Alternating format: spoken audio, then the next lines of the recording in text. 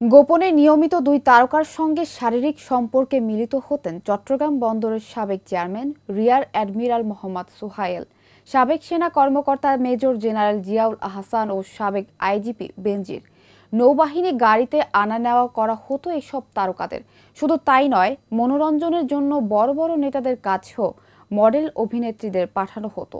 রিমান্ডে বের হয়ে আসছে এমনই কিছু চাঞ্চল্যকর তথ্য। বিস্তারিত পলাশ খানের রিপোর্ট।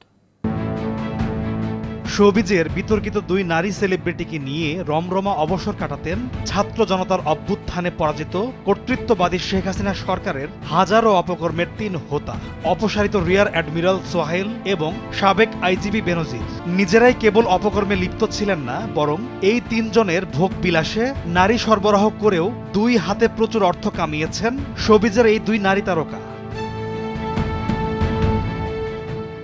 এখন পুলিশ রিমান্ডে থাকা চট্টগ্রাম বন্দরের সাবেক chairman rear admiral Mohammad Sohail আর সাবেক সেনা কর্মকর্তা মেজর জেনারেল জিয়াউল আহসান প্রতিদিনই মুখোমুখি হচ্ছেন জিজ্ঞাসাবাদের। ফাঁস করে দিচ্ছেন চাঞ্চল্যকর তথ্য।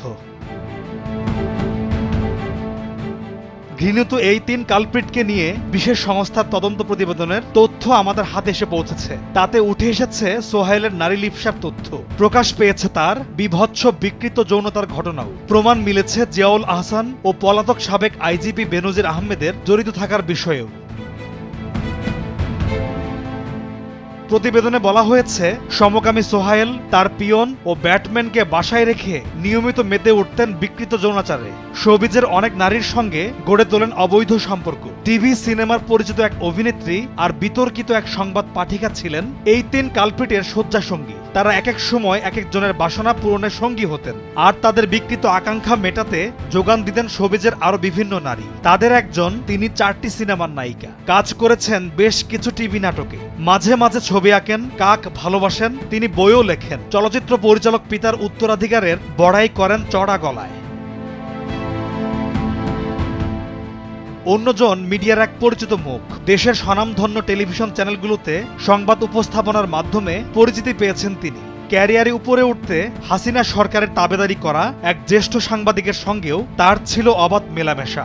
কান পাতলে তার নানা অবৈধ কর্মকাণ্ডের কথা মিডিয়া পাড়ায় শোনা যায়। গোপনে নিয়মিত এই দুই তারকার সঙ্গে শারীরিক সম্পর্কে মিলিত হতেন সোহাইল, আর সঙ্গী হতেন জিয়া এবং বেনজির। নৌবাহিনীর গাড়িতে তাদের আনা নেওয়া করা হতো। শুধু তাই নয়, কাজ হাসিল করতে মনোরঞ্জনের জন্য বড় বড় নেতাদের কাছে মডেল অভিনেত্রীদের পাঠাতেন তিনি।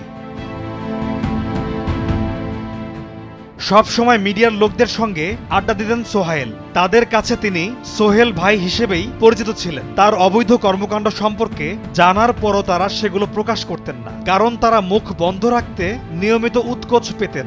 এই সব কৌশল তিনি আয়ত্ত করেন র্যাব ও নৌসদর দপ্তরের সাবমেরিন পরিচালক হিসেবে দায়িত্ব পালনকালে। পলাশ খান, ভোরের কাগজ।